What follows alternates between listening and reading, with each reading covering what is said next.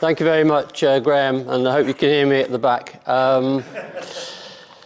Yeah, this came about because I chaired that event with Andrew Motion, a Zoom, and somebody said, well, why don't you come to the conference? And I said, yes, but I gave that scholarly lecture on Larkin at the AGM a few years ago. You know, I can't do a scholarly talk again. I do have a little book of poems coming out around then, and they said, fine, you know, just come along and read the poems. But I can't come here and not read and talk about Larkin. So this is a strange thing of reading some of his poems, reading some of mine, some reflections on him, sort of 10 sort of encounters with or thoughts about Larkin. I don't think I read him in my teens. I'm trying to remember when I first read Larkin. I was doing an MA in Canada on romantic poets. It was Yeats, it was Blake, it was all the kind of the four Zoas, and Yeats at his most mystical. And I suddenly got interested in the idea of the opposition to this, a sort of rationalism as against romanticism, although I do think Larkin is a very romantic poet, as it happens. And so I applied to do a PhD in London on Larkin and his generation, the movement poets. And it was then really that I got into him. And I can remember being in a bookshop in southeast London, where I still live, in 1974, when High Windows had come out, and seeing it on the shelf and reading it. And there was a very officious sort of Teutonic woman who ran the bookshop who came bustling around me lots of times saying, you know, buy that book. And I did. The PhD, I started off with Stephen Spender as my supervisor. I'm not sure how keen he was on movement poets. Tom Gunn had written a funny little anti-Spender jibe somewhere. But he retired after a year, and luckily for me, my supervisor became Carl Miller, who had just stopped editing, I think, The Listener at that point. He edited The New Statesman, and he was a Larkin fan. And so he was a help to me. And I was writing poetry. And of course, the poems were coming out as very Larkin-esque.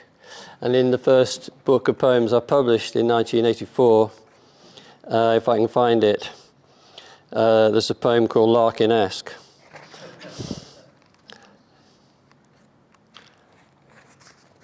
Larkin-esque. Seeing that lovely girl come close, intend to sit by me, then turn because some friend had called her off. Could be pure chance, but comprehends all kinds of might-have-beens which, taken, leave a must. The job you didn't want, the wife, the good that never came into her life. I think it's the same format as Bad as a Mile, if you remember that one about the apple. That book was published by Andrew Motion at Chatto and Windus. He became a friend round about the time that my book on the movement had been. The PhD was published, and he had an idea for us doing an anthology together of contemporary poets. And in 1981 or so, I came up to Hull for a weekend. Andrew in those days was married to Joanna, who Larkin was very keen on.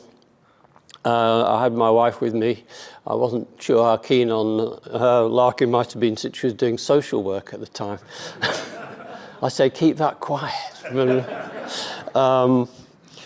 Anyway, it seemed to go okay. I mean, that was the first time I'd met him, I think, and I was, as many of you in this room, some of you in this room will have known him better than I do, but I mean, he was so imposing, and that large, domed Eric Morecambe head of his.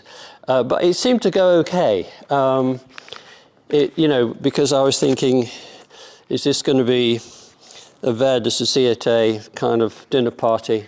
So I've got to read that poem. It was better than that, but anyway, Larkin and being sociable. My wife and I have asked a crowd of craps to come and waste their time and ours. Perhaps you care to join us in a pig's arse, friend. Day comes to an end, the gas fire breathes, the trees are darkly swayed, and so, dear Wallet Williams, I'm afraid. Funny how hard it is to be alone. I could spend half my evenings if I wanted, holding a glass of washing sherry, canted over to catch the drivel of some bitch who's read nothing but witch. Just think of all the spare time that has flown straight into nothingness by being filled with forks and faces, rather than repaid under a lamp, hearing the noise of wind and looking out to see the moon thinned to an air-sharpened blade. A life, and yet how sternly it's instilled all solitude is selfish. No one now believes the hermit with his gown and dish talking to God, who's gone too. The big wish is to have people nice to you, which means doing it back somehow. Virtue is social. Are then these routines playing at goodness like going to church? Something that bores us, something we don't do well, asking that ass about his fool research. But try to feel because, however crudely, it shows us what should be. Too subtle that. Too decent, too. Oh hell, only the young can be alone freely. The time is shorter now for company. And sitting by a lamp more often brings not peace, but other things. Beyond the light stand failure and remorse, whispering, "Dear Wallop Williams, why? Of course."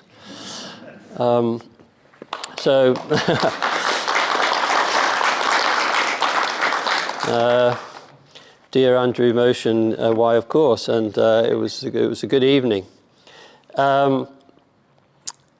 In 1984, when this book, first collection, Dark Glasses, was published, that was a year then when Faber and Faber, who published Larkin and Heaney and so on, had the idea of a helicopter tour for poets. They would go around the country. This man called Desmond Clark was going to make poetry big business. He would hire a helicopter.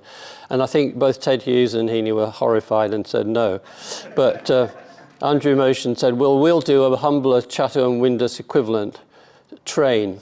We were Chatto and Windus, the Chattanooga choo-choo. And I think we went to 4 places, and the highlight was, by miles was Hull, because Larkin agreed to chair the event. You saw that picture of him chairing Ted Hughes, and I think it's because of that there were lots of people there who otherwise wouldn't have come along to a little poetry reading. Big audience, and I remember I was going to read a poem from this collection, which I won't read to you, but I had a little epigraph at the top from William Cobbett, because it's a poem about, having small children in the house. And the Cobbett quote was, "Where is the man who does not feel his heart softened by these so helpless and so perfectly innocent little creatures?" And I thought, yeah, there's the man who's on. I could hardly bring myself to read this poem about children in front of a child-hating chair. Anyway, well, I will read a poem about, sort of a later poem about children, if you like, or grown-up children, called, from this little collection, the one that's just come out. It's called Shuttlecock. The kids have left for their futures.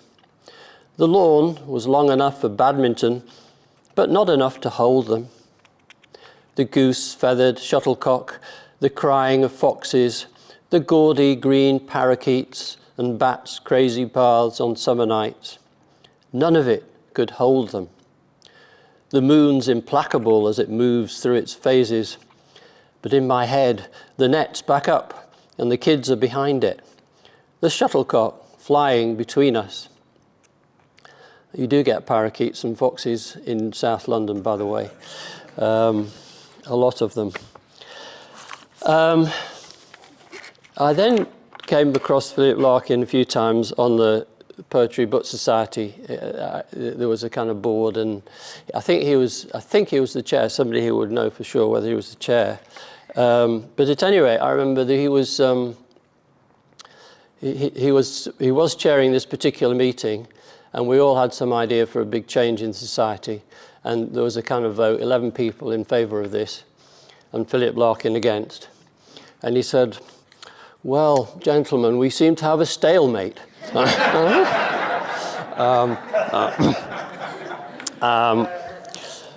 But one of the things that I'm sure in his capacity here, he might have sometimes been, authoritarian. The job he had, he would have had to be decisive and firm and so on. But one of the things I like about the poetry is how it's full of not being sure. It's full of questions. It's full of stumbling towards some knowledge. So I've always been fond of a poem that's not particularly well known by him called Ignorance.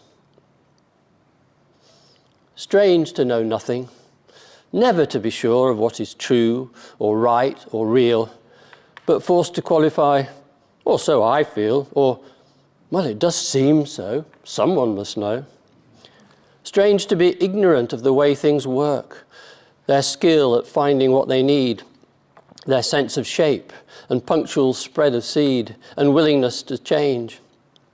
Yes, it is strange even to wear such knowledge, for our flesh surrounds us with its own decisions, and yet spend all our life on imprecisions that when we start to die, have no idea why. I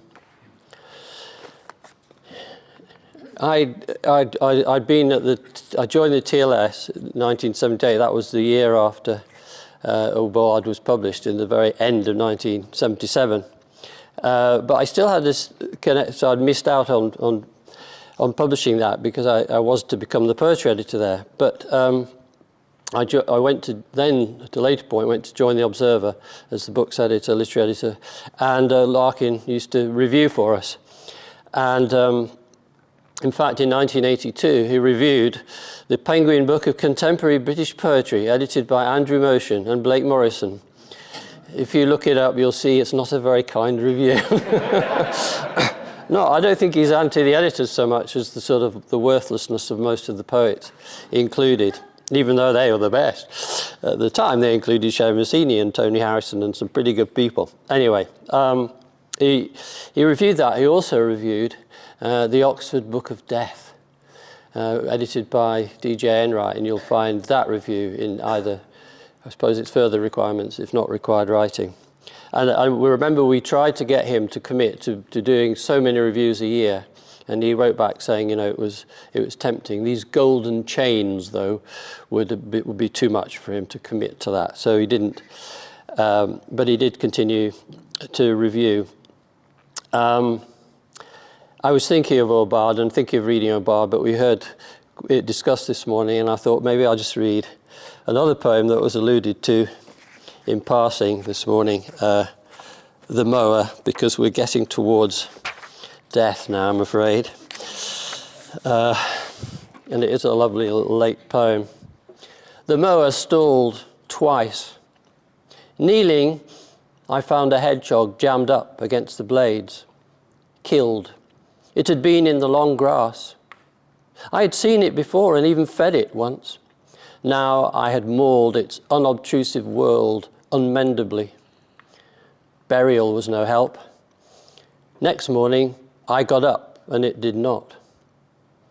The first day after a death, the new absence is always the same. We should be careful of each other. We should be kind while there is still time. Yeah, true. When he was working on required writing, because I'd published that book on the movement, and I spent a lot of time going through old periodicals and magazines, finding odd poems and articles written by Larkin and other movement poets. Because of that knowledge, I suppose I think it must have been Charles Monteith at Faber said, do you think there's anything of Philip Larkin's that ought to go in this little book of, non-fiction, not poetry? And I remember, I'm pretty sure that I suggested, well, there was that small essay of his called Not the Place's Fault, isn't it, about Coventry, growing up in Coventry, and he didn't want it in. I think it appears in further requirements. But of course, one of the things I enjoyed about required writing, as much as the poetry, but he's not always given credit for this, was the comedy, was a sense of humour. and so on. I can't, this is a bad thing to do this, you know, read your poems and read Larkin's, you're on to a loser. But I'm going to read a lighter poem here of my own in this collection. My parents were GPs, and my father had kept a lot of his old university or medical school books. And this is a poem called Ladder, set in my adolescence. Ladder. I pulled the folding ladder from its hatch, climbed 7 steps to the attic, and found the shelf where Dad's textbooks lay, the solemn print offset by lurid photos of scars, tumours, rashes and diseases, none more scary than the images of syphilis and the small genital wart that appears 21 days after sexual contact. Was that pimple on my penis a symptom? The only sex I'd had was with myself, but maybe syphilis could be caught that way. I flipped ahead to the secondary phase. Lethargy, swollen lymph glands, loss of weight, vision and mind. Then closed the book and went back down to prepare for madness and death. After a week, the pimple disappeared. But the book became a fixture, a Bible for my fears. Every night I climbed the ladder, mortal now, enlightened and doomed. All right, not that funny, but for me, it was a shock when Larkin died. I hadn't known that he'd been ill. I'm not even sure I'd known he was in hospital. Andrew Motion called me, told me, and I did come up on the train. I remember that on that train was Kingsley Amis, who was mentioned this morning too, but and it reminded me that, you know, that Larkin had written a poem for Kingsley Amis's daughter, Sally Amis, which you may know, Born Yesterday. Which I've got a feeling as a Yeats poem that it might owe something to, but someone will know. Born Yesterday for Sally Amis. Tightly folded bud, I have wished you something none of the others would.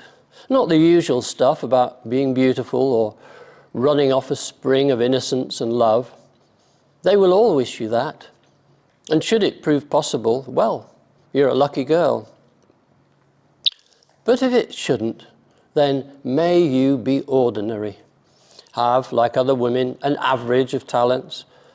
Not ugly, not good looking, nothing uncustomary to pull you off your balance. That, unworkable itself, stops all the rest from working. In fact, may you be dull, if that is what a skilled, vigilant, flexible, unemphasized, enthralled catching of happiness is called. So someone was talking about Larkin listing. You know, you've got 5 adjectives in a row there, which is unusual.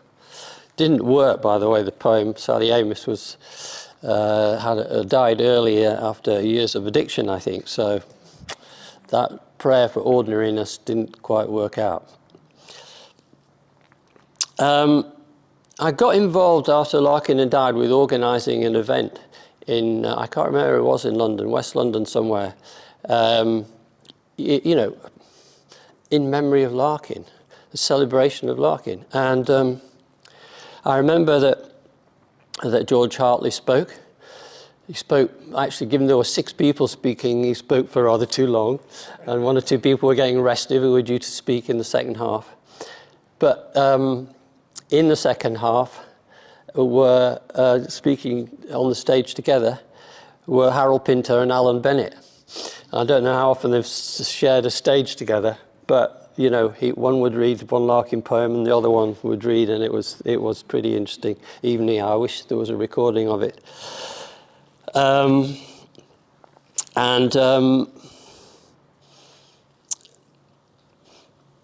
I suppose it was, yeah, there was a sense of delight about the occasion, even though we were somber. Larkin was only 63. He'd been terrified that he would die at the same age as his father did, and he did. It was too early. I think about when my dad died now and how old he was, and I've only got a couple of years left, it seems, on that principle. Martin Amis died at the same age as Kingsley Amis. God, it's a bit of a pattern, this. I was going to read you a little poem, because it's about passing time and mortality, I guess, called Timeful. You hear the word timeless. You don't hear timeful. I just thought it's an interesting idea, timefulness, timeful. The waves bloom white against the rock face, or swamp the beach in bridal lace.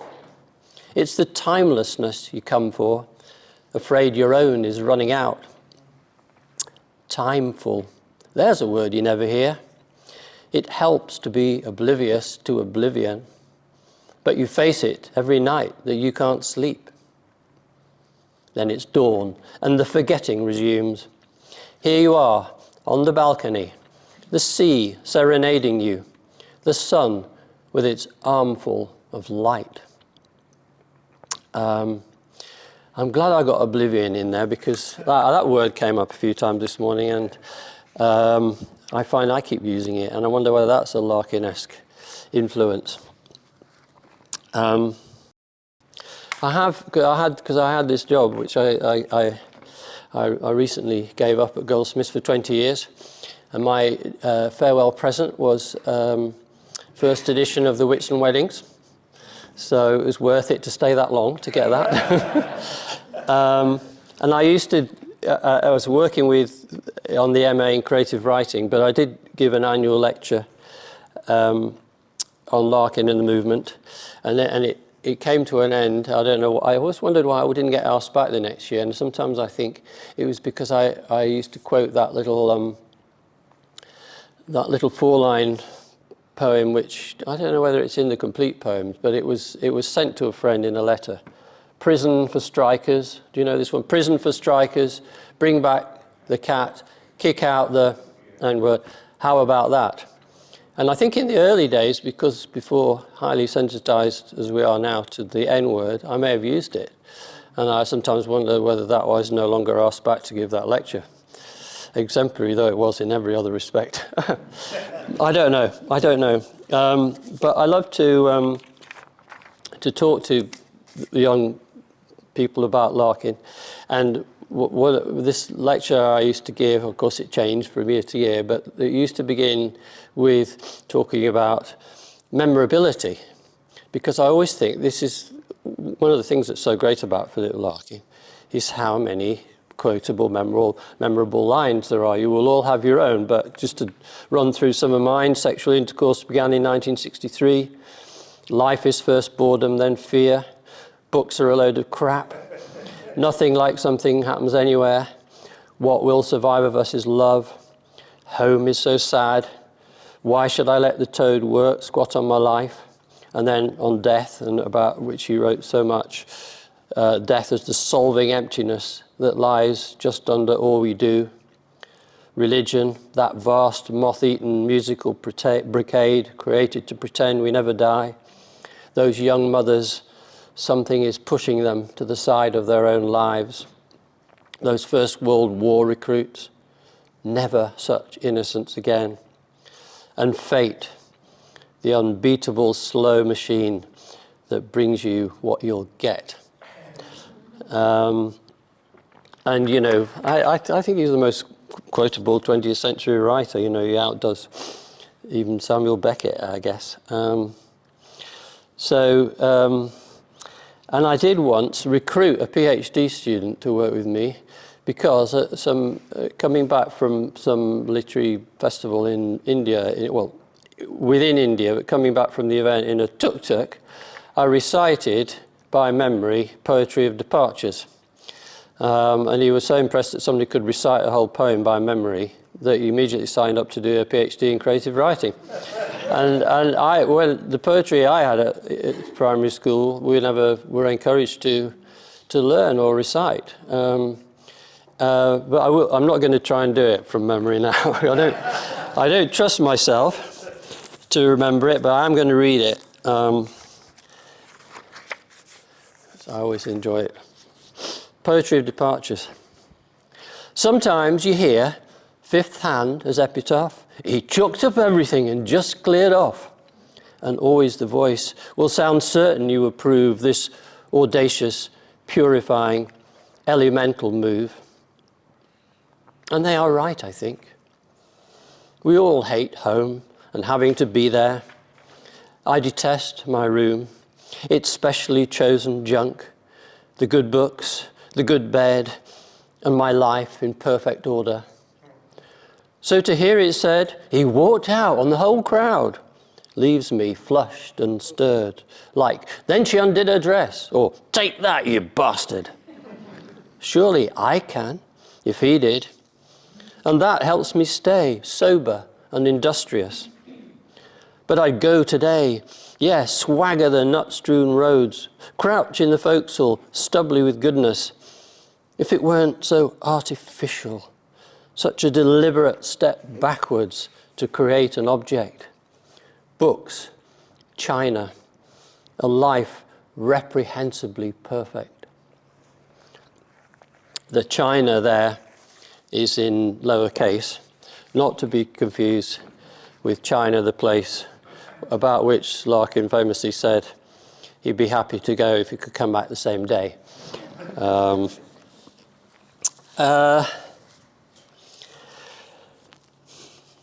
I think he has been a huge influence on me as a writer, thinking about life in all sorts of respects. So I shall just read a few poems now that I suppose all take up themes that Larkin took up. And again, for any poet, the great thing about Larkin is he encourages you to take on the big stuff. Is there a major theme that he hasn't touched on? I can't think of many. But I'm not sure he ever wrote a sestina. Did he ever write a sestina? It's a very complicated verse form where you have 6 repeat words. So the 6 words come at the end of the line. You have 6 line stanzas. And the end words, in the case of this poem that I'm going to read you, the words are sister, blind, tense, past, drink, and her. Each time they have to come in a different order. And then you have a closing 3 lines where the 6 words appear again. My sister died. She was younger than me. We grew up together. We had the same childhood in a way, but as often happens, we went in totally different directions. And although she should have outlived me being younger, she died 4 years ago. This little pamphlet that came out last year, Skin and Blister, was a follow-up to a memoir which I also published last year about sisters, the idea of a sister and so on. Anyway, I'll just read this sestina. It is about death, and that's why I justify it in relation to Larkin. Death dropped its guillotine on my sister. She wouldn't have seen it coming. She's blind. Was blind. I haven't got used to the tense. I confuse those still living with those past. What gets me through the evenings is drink. Ironic that, since drink is what killed her. I'm guessing it's unlikely you've met her. We were close, I think, though I've no other sister to compare. Small, curly-haired, fond of a drink, she was, by the end, officially blind. A woman so bright that nothing got past her could see only when the light was intense, which made every excursion a tense affair for others as well as for her. Her hand clutching your arm as you steered her past banana skins and cracks. But my sister was tough, didn't whinge about being blind, was cheery and stoical, until drink took over, when all she'd want was more drink. Cheap wine mostly, not just to feel less tense, but to black out the knowledge she was blind, then fall asleep till nothing could stir her. There she'd be, out like a light, my poor kid sister, immune to her children, though she loved them past words, overwhelmed by habit passed down through the genes. I too like a drink, you see, we've that in common, my sister and me, a weakness for booze. I make no pretense about it. In a way, I'm weaker than her, since I've no excuse. It's not like I'm blind and needing solace, whereas she went half blind when her kids were small. All that's in the past, and if ever I get angry and blame her for deserting us, I tell myself that drink gave her no choice. The need grew too intense, and night dropped its guillotine on my sister. Because of drink, she's in the wrong tense. I had a sister who was stoic and blind. Now she's passed, and I write poems for her.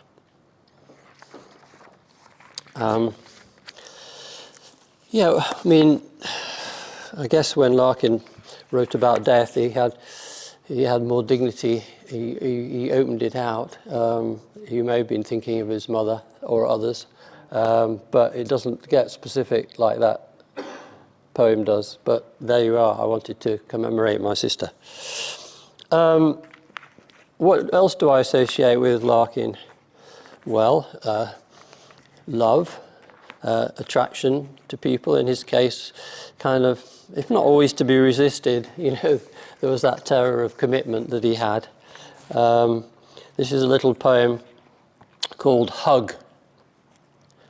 What made him hug her so close when they'd met only the once? And then again when they parted after the walk along the river. Harder, longer, even closer.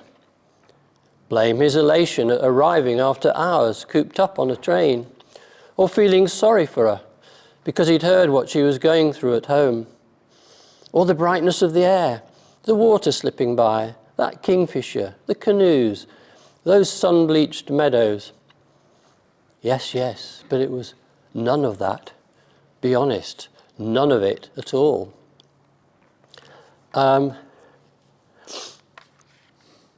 Passing time. That's there in Larkin, isn't it? The sense of things moving too fast towards death. Memories and loss of memory. Here's a little poem called Stain. The name of the hill town has gone, and the artist whose frescoes drew you there. But you remember the climb from the bridge, and the cats lolling like empresses, and the outsize peach you bought, which dripped on your pale blue t-shirt, leaving a stain the colour of sunrise. A stain that's still faintly visible, though the name of the hill town has gone, and the artist whose frescoes drew you there. Of course, it's set abroad, which you don't get much of in in Larkin. And comedy, fate. I think I've done fate already with that Larkin-esque poem, but I'll just end with a couple of poems that are perhaps lighter and remind us of, that other great strength of Larkin's, his sense of humour, his comedy, his gift for it. This one is called, and I'm not competing, you understand that. Pride and Prejudice was published in 1813, and Don Juan, or Don Juan, just a few years later. There's a wonderful quote in Pride and Prejudice which goes, "I wonder who first discovered the efficacy of poetry in driving away love. I am convinced that one good sonnet will starve it entirely away." Anyway, this is a poem called Jane and Juan, and it imagines a sort of a Byron hero being keen on a Jane Austen heroine. slipped under her door at midnight. The sonnet didn't hold back. Eyes, ears, mouth, bosom, lips. Such beauty as yours can never be eclipsed. I even praised the way she wore her bonnet. Over breakfast, the chambermaid passed a note. I'm in debt to your kind words, which my heart tells me would be better bestowed on someone else, if they've not been already. Yours, E. Bennett. How to get such a woman into bed. I used to score with the flimsiest of stuff. Now her kind are worse than critics. When I tried her again just now with my most tested love song, she cut off my recital midway and cried, "Stop, you have delighted me long enough." Jane Austen line, isn't it? I'll just finish off with a poem called Men Talking. I came across this in a book by Olivia Laing, who mentioned that Jo Hopper, who was the wife of the painter Edward Hopper, said at some point, "Any talk with me sends his eyes to the clock." I thought, yes, a poem from, as it were, her point of view, or the point of view of a woman who doesn't feel listened to, would be worth writing that poem. I don't think Larkin would have written it, but there you go. Men Talking. I've learned the hard way to pay attention to his talk, but any words from me send his eyes to the clock. His friends are as bad, holding forth half the night till I open my mouth and they're off. I don't have this problem with women. When I complain how things are, they listen, then add that their men are the same. Ah, here he is now, come to tell me how his work has gone, while I sit there demure in our pinewood kitchen with the grinder and cleaver and the toxic oven gloves and the heavy stone pestle and the rack of gleaming knives. Shall I stop? I'll stop. Thank you.